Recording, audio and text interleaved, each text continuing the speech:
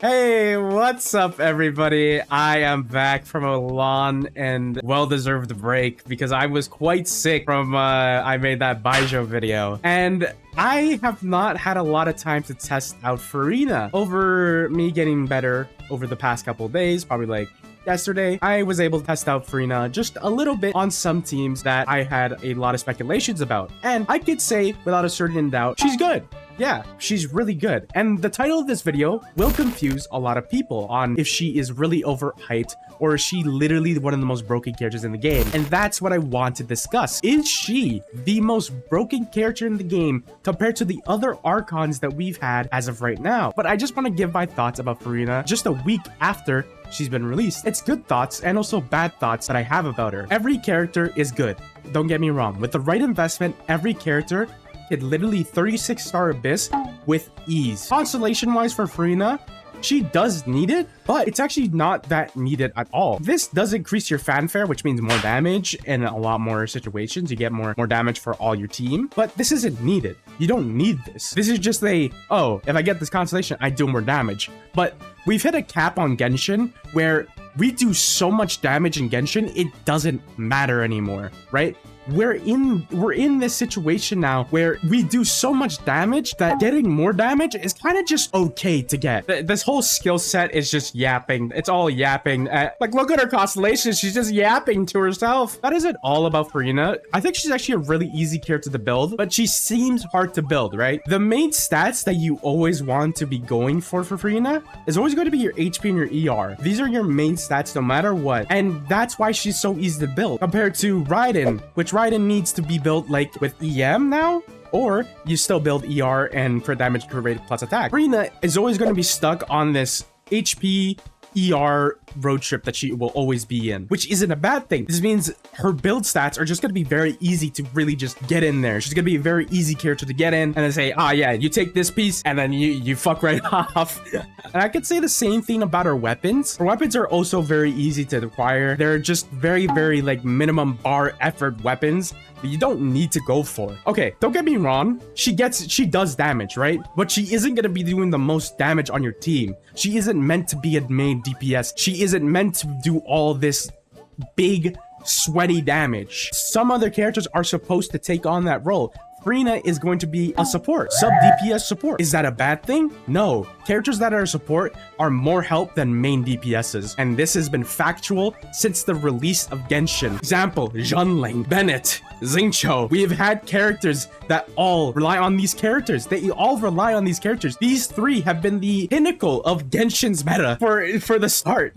Is that a bad thing? No, because we've also had great characters that came after it. Like example, Yelan, Venti, Zhongli, Raiden, goddamn Nahida.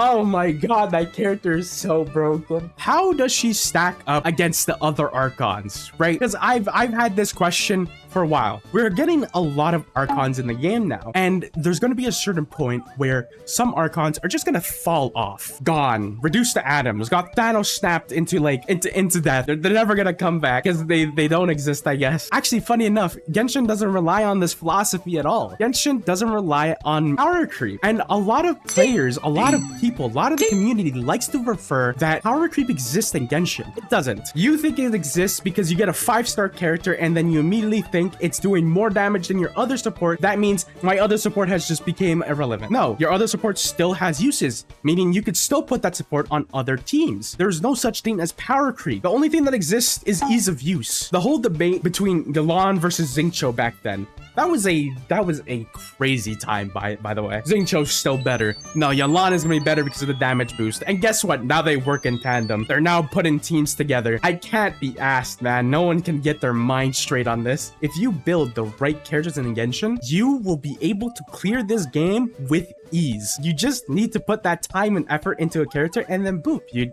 have an easy time.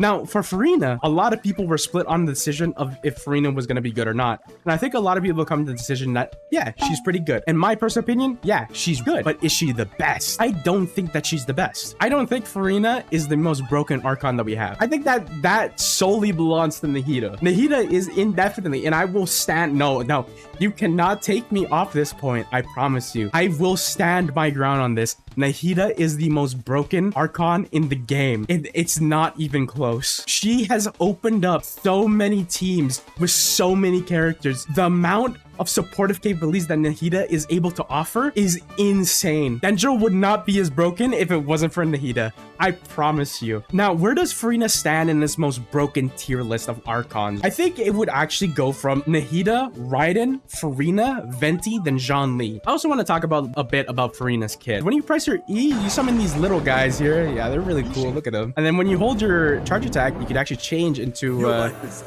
Mother Grace here. There she is. Look at her. Which will do single target healing. I'll be real, it's quite useless. Usually in Furina teams, you're always going to be running a team-wide healer. So it would be any one of these 3 team-wide healers. Baizhu, Jean, or Kokomi with a prototype Amber. Any one of these team-wide healers will work with Furina because you need team-wide healing to get fanfare stacks. And usually in a Furina team, you would basically have another Hydro character, be it like Yelan, Xingqiu, just to funnel energy into Furina. If you're not running another Hydro character with your Furina, I'm gonna tell you right now, you're insane. You need to start running one with her because the energy requirements go up. It goes up, a lot more up. If you have another Hydro character, it goes down, down. You want down. I will give you thoughts on her. She's good. Don't get it twisted. She's a good character. Is she the best character? No. A lot of people like to think that she's the best character. No, she isn't. She's a good character, but she is not the most broken character in the game. Do not get that twisted, guys. Anyways, I hope you guys enjoyed the video, and I'll see you guys next time. Bye-bye.